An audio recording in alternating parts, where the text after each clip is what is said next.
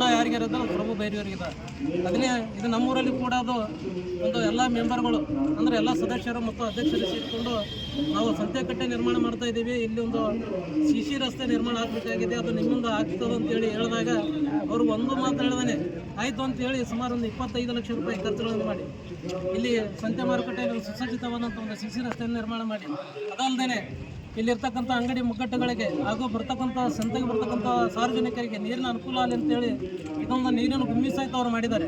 ಯಾಕಂತ ಕೇಳಿದ್ರೆ ಅವರು ಹಸಿವನ್ನು ನೀಗಿಸುವಂಥ ಒಬ್ಬ ಗಣ್ಯ ವ್ಯಕ್ತಿ. ಈಗ ನಾವೆಲ್ಲ ನೋಡ್ತಾ ಇದ್ದೀವಿ, ಎಷ್ಟೋ ಜನ ಶ್ರೀಮಂತರಿದ್ದಾರೆ, ಅವ್ರು ಕೊಡ್ಬೇಕಂತ ಮನಸ್ಸಲ್ಲಿ ಯಾರಿಗೂ ಇರಲ್ಲ. ಆದರೆ ನಮ್ಮ ಪ್ರಭು ಬೈರಿಯವ್ರು ಹೆಂಗಂತ ಕೇಳಿದ್ರೆ ಯಾವುದೇ ಒಂದು ಸಮಸ್ಯೆಯನ್ನು ಒಯ್ದಿಟ್ಟಾಗ ಅದು ಮರುದಿನವೇ ಅದು ಚಾಲ್ತಿಯಲ್ಲಿ ಬರುವಂಥದ್ದು.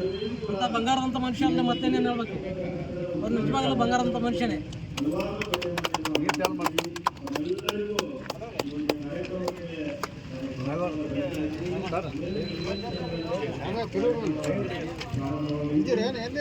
ನೋಡ್ರಿ